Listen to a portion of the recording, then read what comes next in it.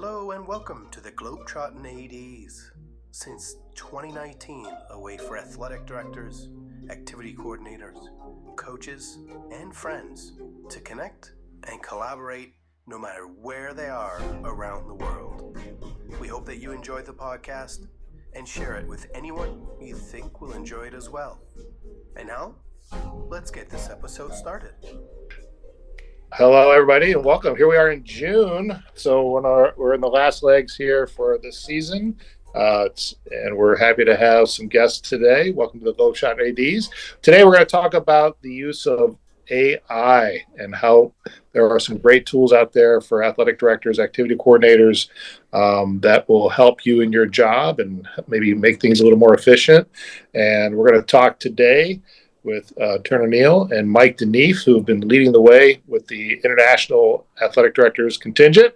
They had an amazing presentation about a week or so ago, and we're going to break down what they've covered and these different tools that are out there that can help you in your job. But before we get that, I'm going to say what's up to Nick over in Vienna on this fine June day. How you doing, Nick? Yeah, Matt. Thanks. Yeah, everything's good here. 2.5 days left of school. And we're ready for the break, and it's exciting to have this topic because I missed the meeting last week, so I get it firsthand right here, and maybe some things like all of us that we can look into over the summer, and then come back in the fall better equipped, I guess, right? The two guys that Matt mentioned are Mike DeNeef and Turner Neal. So welcome, guys. Thank you so much for having us. Good to see you guys again. Yeah, we're glad to have you both back. You've been on in different things and all sorts of different conference episodes and LTC episodes and things like that. So welcome. And would you just remind people, not where you are right now, because that could be different, but where you're working and what you do, Turner? Yeah, sure. So I'm in Shanghai, China right now. I'm just finishing up a gap year for me. And so I consider myself now to be a recovering AD for this year. Spent a lot of time doing some professional development and trying to figure out what will be next. And during that, I was also doing some consulting. And so I've been learning a lot about AI and how it could improve the lives of ADs around the world, and look forward to sharing that more with folks in this next coming year. Go for it, Mike. Thanks. If Turner's a recovering AD, I guess I'm an AD still deep in addiction. This is year 30 or something of being in international teaching. I'm currently at the American International School of Dhaka, and as a approaching the dinosaur age in my career, I guess I really thought it was important to stay on top of the upcoming trends to stay relevant. And this experience with Turner and some stuff at the NADC has been really helpful in terms of reinvigorating the profession a bit. So excited about this topic. Yeah, absolutely. I would agree with that too. That same sentiment, Mike, because one of the exciting things about being in education, especially our jobs as athletic directors, is we get these chances to kind of, I wouldn't say reinvent ourselves, but find out new ways to keep things interesting or new programs. That's what I love about it. There's always something new each year. So in a way, I'm kind of glad I've been using ChatGPT for a while, but finding out these other tools that you guys presented on is fantastic, because it's given me some new ideas. How can we use these things to make our jobs better, make things more exciting, and ultimately more fun and beneficial for our students? So I'm glad you guys are leading the way.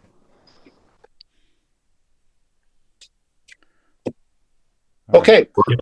I was going to say word. Matt's got the vision. That's it in a nutshell, Matt. Yeah.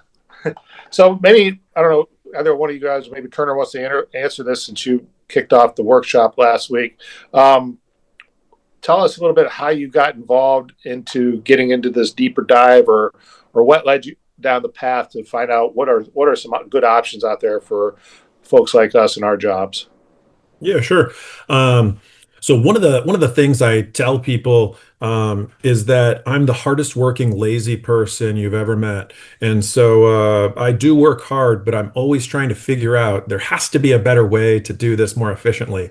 And when I was a young kid in college, I was a tech intern for a city, and my job was to scan in old documents, like planning documents from like the 1960s, and then figure out how to make sure that the PDFs were legible. And so what I always would do is I would race myself and try to figure out, can I do it? Can I do a document in 10 seconds? How about 8 seconds? How many can I pump out in this period of time?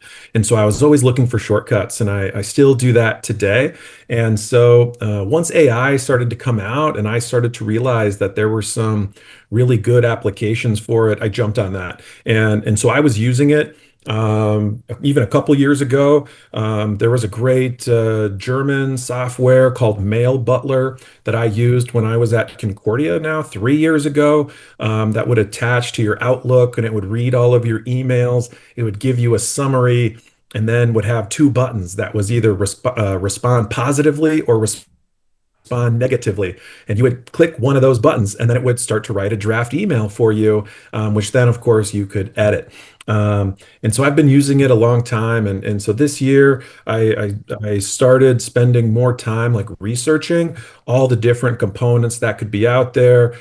Found presentations, went to different workshops that other people were putting on. One of the benefits for me this year, not working, is I've really spent a lot of time doing my own professional development and going to as many workshops from as many people, kind of from all over the world, mostly American based, which works great for me because it's more mornings. Normally, if it's an American evening, it's a morning for me here in China. And so go to a workshop like once a week, offered by different organizations, and started to see how these tools could be used, and how it might be even more applicable to what we use, or what we do actually. So like HeyGen with language translation, stuff like that. The person who was demoing that, it was in an AD AI workshop, and they used that feature, but they used it sparingly.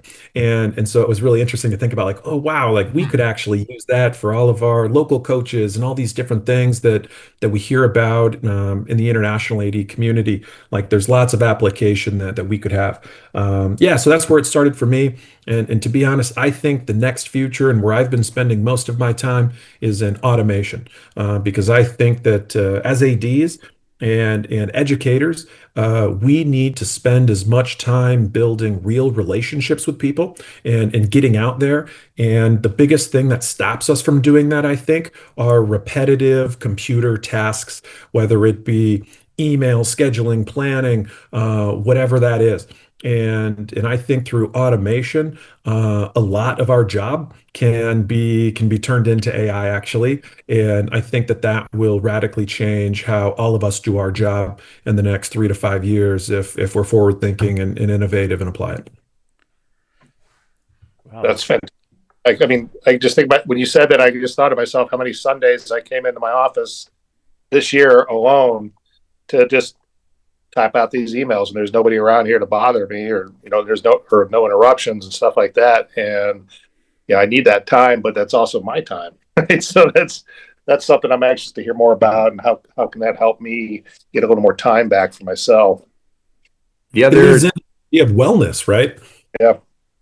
Yeah, and that's been ever since you guys, we've talked about this on your pod before about going through COVID and figuring out our boundaries and our wellness and how our job is really stressful. And this can really help kind of that side of things.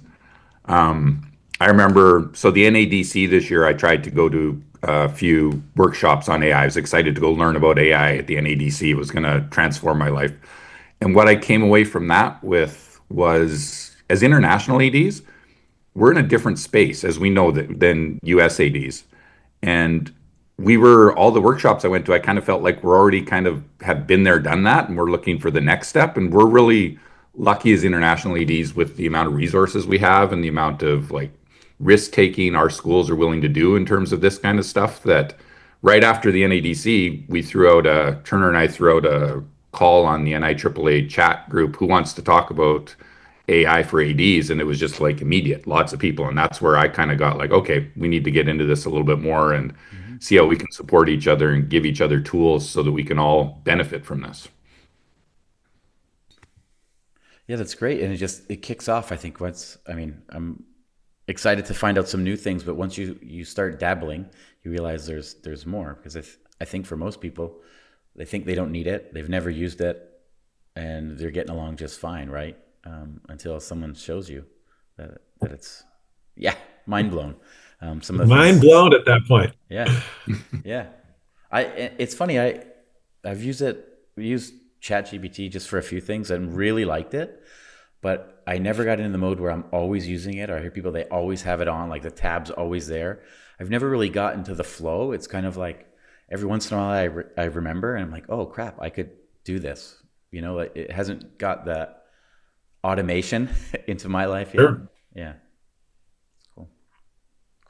And that's where I'm at now. I use ChatGPT for almost everything, and you're seeing kind of for the first time ever. I saw Google actually had a drop in searches this year, maybe in the last 6 months, which has never happened before in history, and that's really due to people are moving over their searches into LLMs, ChatGPT, Claude, whatever else it might be, because it can provide you much more comprehensive and good answers. A funny random one is we were just in over Christmas, we were in Tunisia, and we were with some of my family, and I've got a couple family that work in the tech field, and we were in like a Roman bath, and there's a guide there that asks if we wanna tour there. And my cousin, who's a tech bro from New York City, said, "No, we don't need that." And he pulls out his phone and takes a photo and says, "Tell us where we're at." And it immediately gives us kind of the full tour. And hey, now we're walking up, and it looks like there's a broken pillar, and there's these buildings. What is that? Oh, that's from the 15th century. That's from whenever, and this person would have been there, and that would have been the baths here, and it can do this entire job, right? And so people are out there using that stuff, and it's pretty incredible. I have a similar story. We were in Bucharest for varsity girls basketball tournament in March, and on the Sunday, the day we depart after the tournament, we had a full day. So Alex, the AD there, very kindly booked us a bus for the day because our flight wasn't until 5 o'clock in the afternoon. And so basically the bus just kind of takes you around the city, a little sightseeing tour. And I just thought to myself, we're on the bus, it's like, it'd be nice to have a tour guy right now. And I thought, oh, ChatGPT. So I got on my phone. I said, I'm with a group of high school students. I want you to pretend I'm a tour guide and write me out a script because I'm going here, here, here, and here. And it just like, boom, just split it out real quick. And so, the kids knew what I was doing, of course, but I hamped it up a little bit and would read out the information that was on the script. And then you get to the point where it says, and now take time for questions and photos. So, That's awesome. They got a kick Now imagine. It was really cool. It made it a little more interesting, that's for sure. They were into it. And imagine if you had to actually prep that, Matt. Like how long would it take you to put a script like that together? Well, it wouldn't have happened. I could be. That would have been another Sunday. Another Sunday back. So. All right. Well, listen, you got a lot of tools. You shared some in the session that Matt talked about. Blow our minds with some of these things that we've never heard before. What are some of your favorites, guys, or things that we'll get the most out of? Yeah, sure. So within the session, we talked about a couple key things. The first one was the ChatGPT, which I think we've all used or many people have used for like emails and stuff. But I just did a quick demo of kind of the next level of ChatGPT use. And so I uploaded a budget, a budget that I had in the U.S. that kind of breaks down the spending across all of our teams and the number of people on every team, and did a budget analysis and asked it to show me how many dollars we spent on every kid and every program, and then to turn that into a board report that I could then give to my board. And so it can pop out that sort of stuff. The next level of ChatGPT, and this is something that I made and demoed, is a custom GPT. And so I've made a handbook evaluator. And so what I did is I took a bunch of really high quality handbooks, and I have different versions of this, like a parent student handbook, a coach's handbook, like a high school handbook, that you can just grab online from different places. And then I created a master template of what the perfect handbook, quote unquote, would look like. And it would then have every single section of every single school. And based on that template, I can now take other handbooks, put it in there, and then do an evaluation and say how close are they? What sections are they missing? If they don't have a section, can you help write some options up? So let's say they don't have an academic eligibility policy. It could help us provide three different types of academic eligibility policies. Do you want to have a policy that's, we treat every kid as an individual, or is it the standard one F or two Ds? Is it, what does it look like? And it could give them options of which one they want to choose. And then you could be live updating that document as you go along. So I think that's kind of the next level of ChatGPT use. Then we did Gamma presentations. Gamma AI does presentations. There's a couple different programs that will do that, but I showed Gamma, which is great.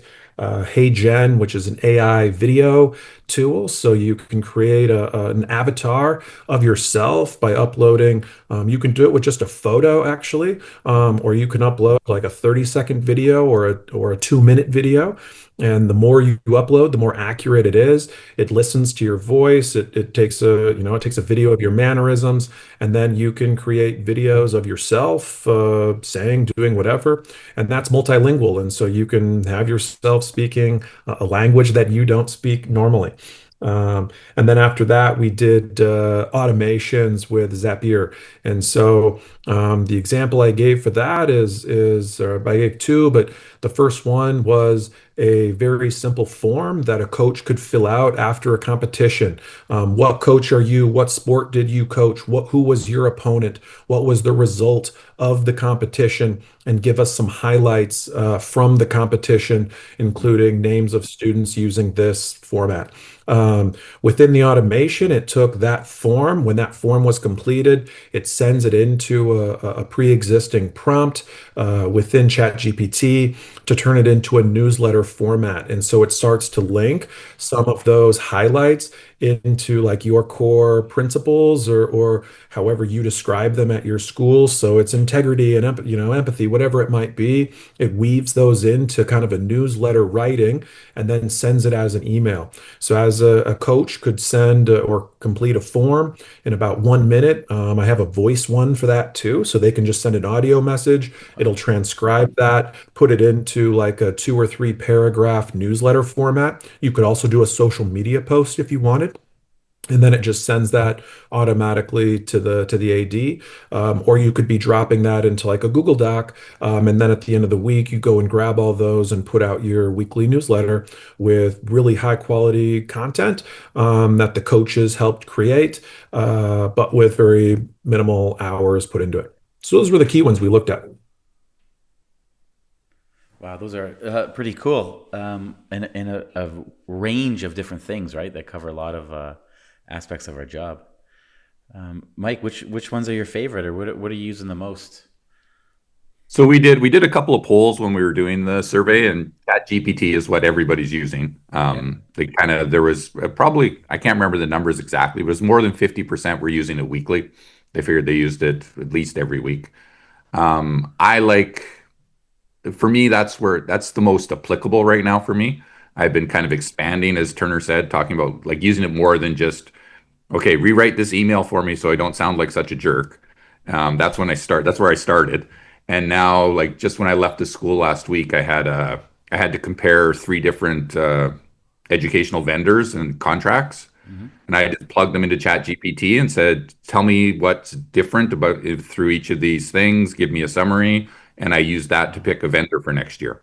Basically, like that saved me, reading those legal documents and trying to like keep track of everything. And I just threw it in there, and it gave me a great output for that. So trying to expand on the ChatGPT side, and then probably my next one would be the I was interested in Gamma AI, but it's got some limitations with it, but something to help with presentations. In our job, we do a lot of presentations, and I really want to try and upskill in that area and also make it a little bit more efficient. So, and that's one thing to note, like all the different tools we presented there, there's like dozens, hundreds of like other tools that do the same thing, right? And it's kind of sometimes you bounce around trying to find the best one. And that's part of the process, I think.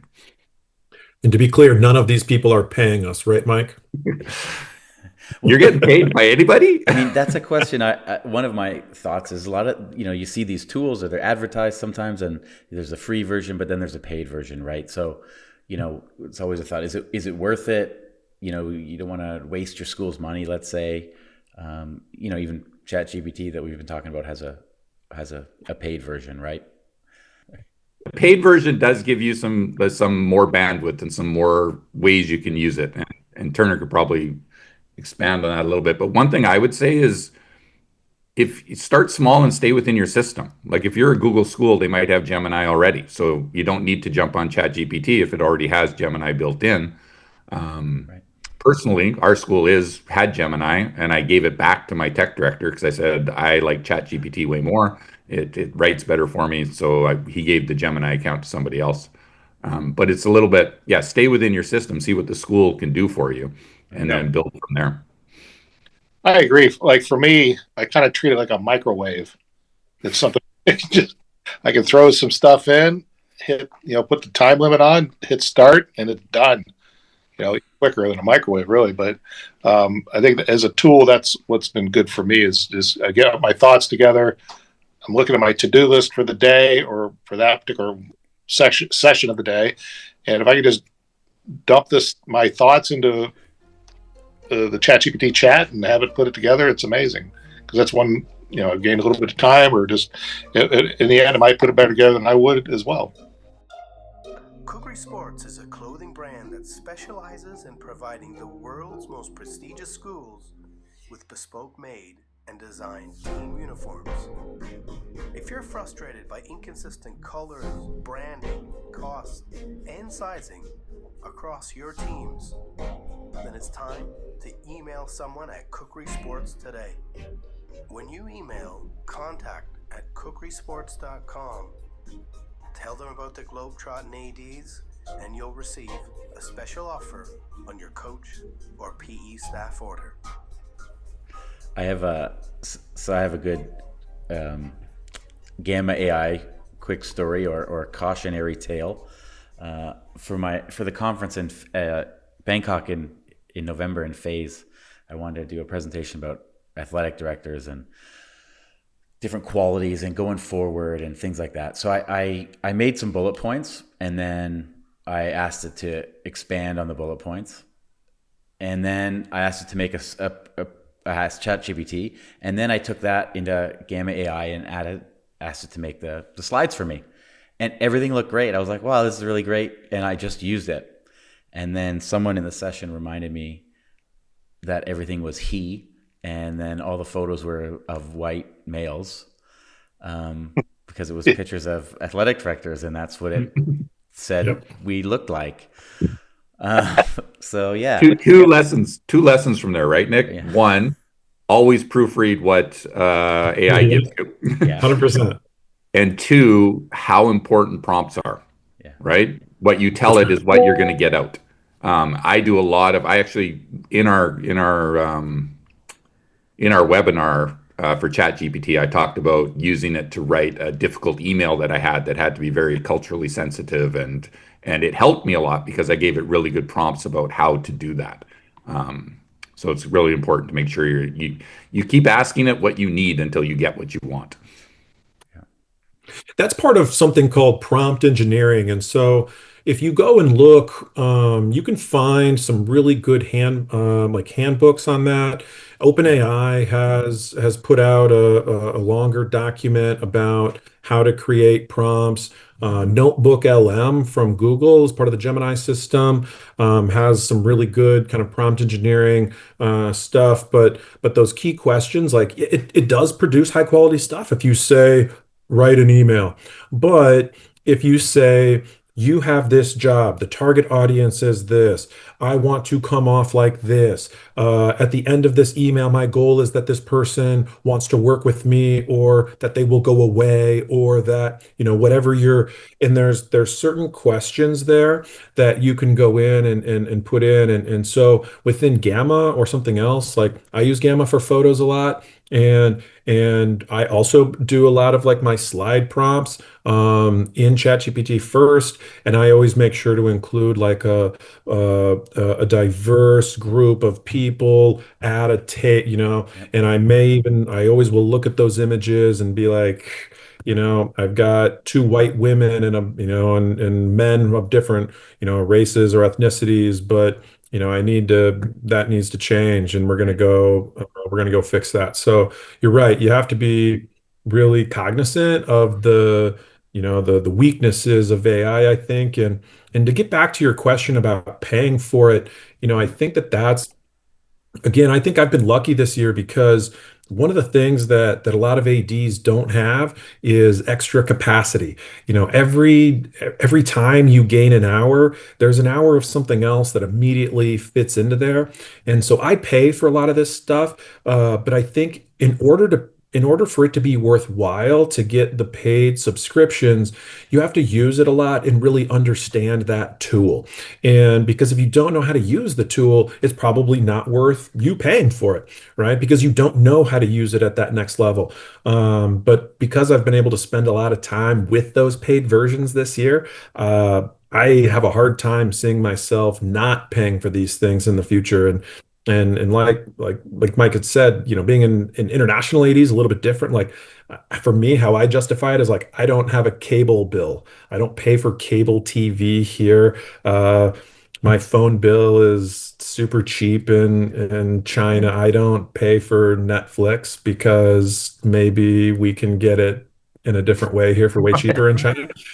And so a lot of those other bills Yeah. that I would have in the US if I was living there, that's how I like just personally justify it. And so I pay for a lot of this stuff and play with it. But if you're gonna pay for it, you got to use it, and you got to figure out how to use it and spend time in communities or talking with other people who use it better than you, so that you can learn. And I really like, within the international AD community, I might be, a little bit ahead of people, but I spend a lot of time in groups talking with people where I'm the biggest idiot within the group because everyone else is a full-time computer programmer who works with this all day, every day, and is teaching other people. And I'm constantly having to like look up the acronyms and words that they use because I don't quite understand what they're talking about yet too. So it's about investing that time. But once you've done that, I think you can capture so much capacity back that it's worthwhile, right? And it changes things.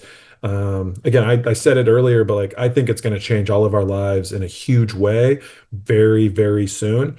And the people that figure that out can have the number of work hours that they have. That's good and bad, right? I mean, I hope that we don't lose financial support within our departments and things like that. Like, I don't want people to lose jobs, but instead, if we do it in a smart way, we can all build better relationships and do these other aspects of our job that really are meaningful for kids and coaches and all the people that we work with. Yeah, for sure. It's not going to be setting up a volleyball pool anytime soon. It's not yet. Supposedly Tesla, they keep saying this, like, but I don't know if I buy it. But they're making like the humanoid AI robots that will come out soon, supposedly, that they keep saying, and they'll be able to do that sort of thing too. But I know when I was talking with like Scott Hosick at SAS Pudong, he's putting together like a little wish list, and I think at the NADC they have like the they've got like the automated field painters. So you can put it out on your field. It maps your entire field and Yeah. say, I need a football pitch that's 110 long, 70 watt, whatever. It can do all that stuff. And so, you know, maybe not a volleyball pole, but could happen. Could happen. Auto mowers here at our school, these Yeah. rope mowers, and it's amazing. Just got to make sure you don't leave a cone or something out like that out there because it Yeah, will. yeah. That's right. That's right. Well, I think this is a great time. I don't know if you worked all year, Turner and Mike, to get that presentation ready, but you mentioned to us earlier it's a busy time of year, but it's also the right time of year for ADs to get into new things, right? And have time to, over the summer, really dive in, right? And play around, I would say, have fun with some of this stuff when we have time. It's always a balancing act, I think.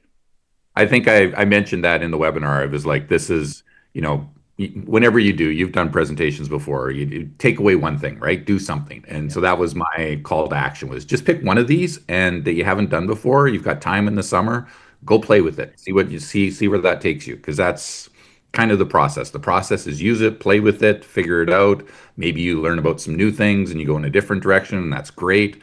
But just get on the train, because that's the other hard part with ADs. A lot of times we're good, but we're also bad. Sometimes we're stuck in our ways and we don't really want to look forward and see what other ways are possible. And I think this would be the summer is a great time to start to get into that. And speaking of like paid versus non-paid, that especially if you're going into the summer, I would recommend that you start with they all have a free version, but they all have limitations. And if you like it, do the paid version. It's usually a month by month thing.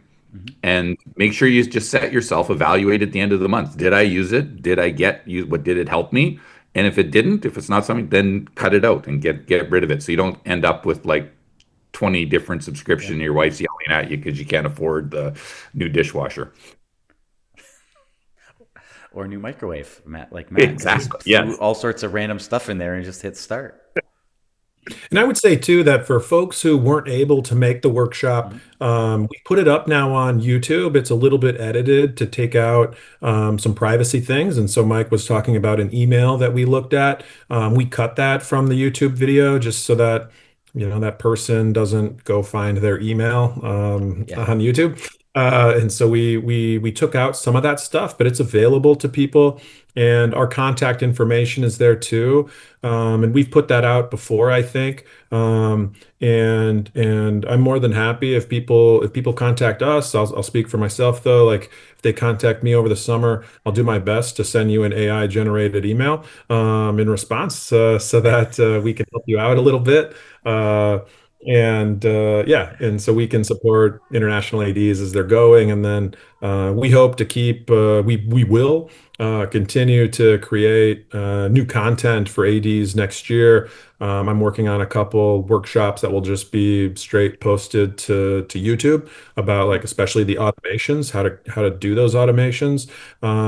And then we hope to do some more interactive virtual workshops next year. And Mike and I are talking about kind of what themes those would be, and they're all going to be very action oriented. And so, like, this is the problem, this is a possible solution. We're going to talk about that, hit it quick and get off, so that it's easy for people to maybe listen to at work or on a walk during lunch, stuff like that. That's awesome. Yeah,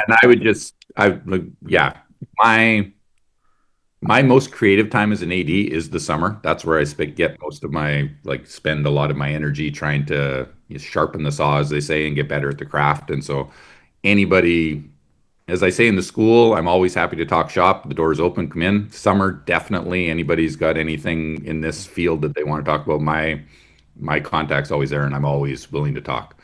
As long as my cabin hasn't burned down because of Canada fires. But That's an option. That's an option out there. Yeah.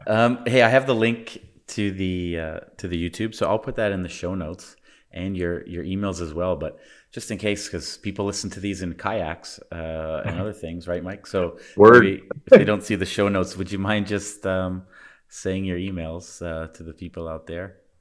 Best for Mike is coachdeneef@gmail.com.